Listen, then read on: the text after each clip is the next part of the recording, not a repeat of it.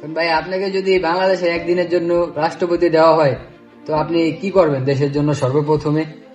এখন আমাকে যদি বাংলাদেশের দায়িত্ব দেওয়া হয় তো আমি সর্বপ্রথম সংস্করণ করব, সেটা হলো দেশের যে আন্দোলন হচ্ছে আন্দোলনগুলো বন্ধ করে দিব। আর দ্বিতীয় নাম্বার সংস্করণ করব সরকারি যত স্কুলগুলো আছে, হ্যাঁ, এগুলো সব ফ্রি। যখন এখন তো সরকারি স্কুল ফ্রি আছে, তারপরেও প্রাইভেট স্কুলগুলো আছে, এগুলো টাকা দিয়া পড়তে হয়, এগুলোও সব ফ্রি করে দেবে। সব সরকারি স্কুল থাকবে আর কোন রকমের প্রাইভেট স্কুল থাকবে। এর সাথে আরেকটা করব, হসপিটালগুলোও ফ্রি করে দেবে, চিকিৎসা ফ্রি থাকবে, হসপিটালের চিকিৎসা ফ্রি থাকবে। আর তৃতীয় নাম্বার আরেকটা থাকবে, সেটা হলো অপরাধীকে শাস্তির কার্যকর করা হবে দ্রুত, যে তার ব্যাপারে কেস করা হবে, তারে ধরা হবে, সিস্টেমটা এরকম না।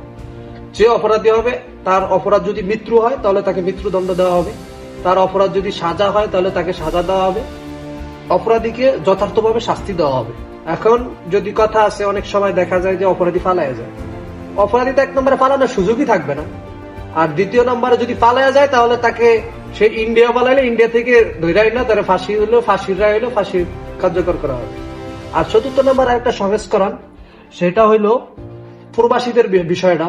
এই যে প্রবাসীদের যে এয়ারপোর্টে হয়রানি হয়, তারপরে এই যে প্রবাসীদের আবার নাকি মোবাইল, এই যে বিষয় যে যত রকমের সমস্যা আছে, এগুলো সব প্রবাসীদের জন্য ফ্রি থাকবে। প্রবাসীদেরকে যথেষ্ট সম্মান দেওয়া হবে, এয়ারপোর্টের সব হয়রানি আমি বন্ধ করে দেবো। তো এখন কি আমার এই কথায় কি আপনি কি কতটুকু সন্তুষ্ট বা? আপনার এই কথায় আমি একমত, কিন্তু